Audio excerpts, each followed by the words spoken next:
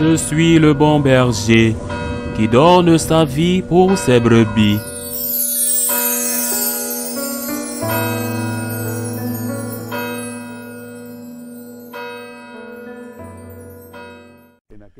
En ce temps-là, après la traversée abordant à Génézareth, Jésus et ses disciples accostèrent.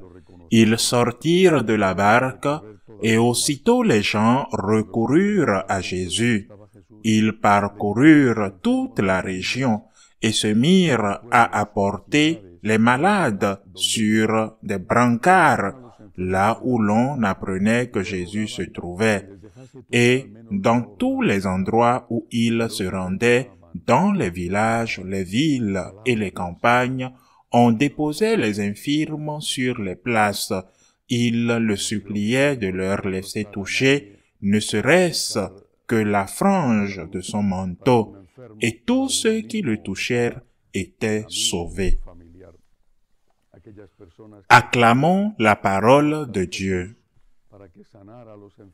Je ne pense pas que l'on puisse reprocher à quiconque de rechercher la santé pour une personne malade, pour lui-même ou pour un ami ou un membre de sa famille.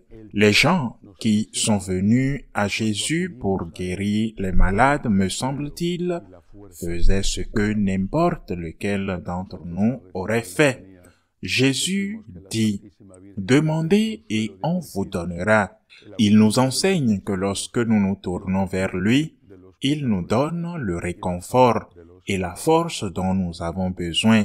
Lorsque nous prions les litanies, nous disons que la Sainte Vierge est le réconfort des affligés, le secours des chrétiens, le refuge des pécheurs et la santé des malades. Cela se rapporte à l'œuvre du Seigneur et de la Vierge, mais aussi dans l'histoire de l'Église, il y a eu de centaines, voire de milliers de miracles authentiques, déclarés, certifiés, vérifiés grâce à l'intercession de nombreux saints, et aussi parfois de personnes qui n'ont pas encore été canonisées, mais qui, grâce à ces miracles, le seront peut-être. Il n'y a rien de mal à demander. Le Seigneur nous encourage à demander. Nous ne devons pas penser que c'est un acte d'égoïsme de demander. J'ai parfois rencontré des gens qui disent « Je ne demande rien pour moi, je demande toujours pour les autres. » Eh bien, apparemment, c'est un acte dans lequel il n'y a pas d'égoïsme, mais nous avons tous besoin de demander pour nous-mêmes aussi. Nous devons demander, nous demandons, et nous devons demander de l'aide. Non seulement pour les autres, mais aussi pour nous-mêmes.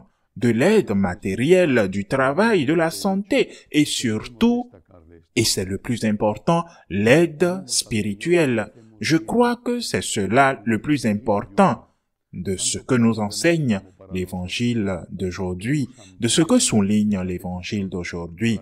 Si nous allons vers le Seigneur, et nous faisons très bien d'y aller, si nous allons lui demander de l'aide pour les autres et pour nous-mêmes, nous devons étendre cette demande à l'aide spirituelle, toucher le manteau de Jésus et communier. C'est bien plus que toucher le manteau de Jésus. C'est laisser entrer en nous le Christ vivant et réel par son corps et par son sang. Demandons-lui de nous guérir, non seulement de guérir notre corps, mais aussi notre âme, de nous libérer de l'envie, de l'égoïsme, du ressentiment, de la paresse, de la luxure, de la colère et de ces blessures que nous avons dans notre âme et qui se reflètent souvent aussi dans notre corps. Demandons-lui en touchant le bord de son manteau, avec notre prière, avec l'adoration du Saint-Sacrement ou en le recevant en nous avec la communion. Demandons-lui pour notre santé ou pour la santé de nos proches. Demandons-lui la conversion de ces personnes que nous aimons et que nous savons encore que tout est possible pour eux, même s'ils sont encore loin de nous.